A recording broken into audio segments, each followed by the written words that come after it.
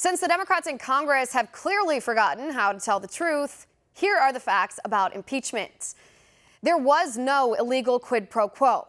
There was no wrongdoing in the transcript, no testimony from the whistleblower in Congress, no corroboration of any allegations from any of the witnesses, no firsthand accounts of any lawbreaking activity, no evidence of bribery, no Biden probe conducted by Ukraine, no proof of any of Adam Schiff's allegations.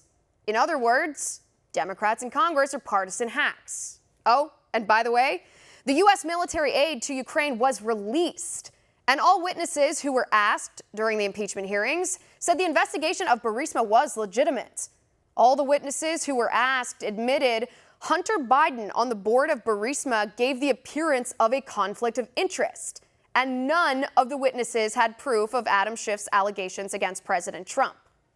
And yet, here we are at impeachment.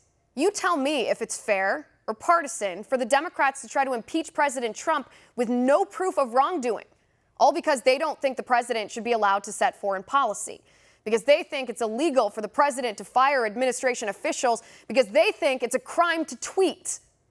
Here's the truth about the witnesses. Not one of the law school professors raised their hand yesterday when they were asked by Congressman Matt Gaetz if they had any personal knowledge of a single fact in Adam Schiff's impeachment report. Not one. Gordon Sondland, who was cited hundreds of times in the Democrats' impeachment report, testified that President Trump told him, "I want nothing from Ukraine. I want no quid pro quo."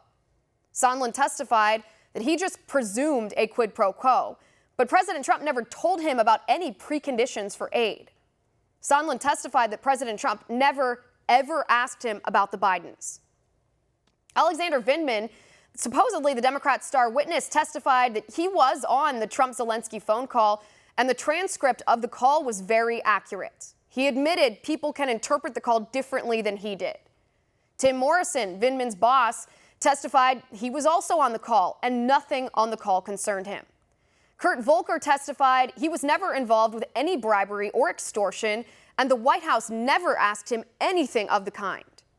Former ambassador to Ukraine, Marie Yovanovitch, testified that she knew of no criminal activity the president has been involved with. Yovanovitch testified that Trump provided military aid to Ukraine while Obama did not.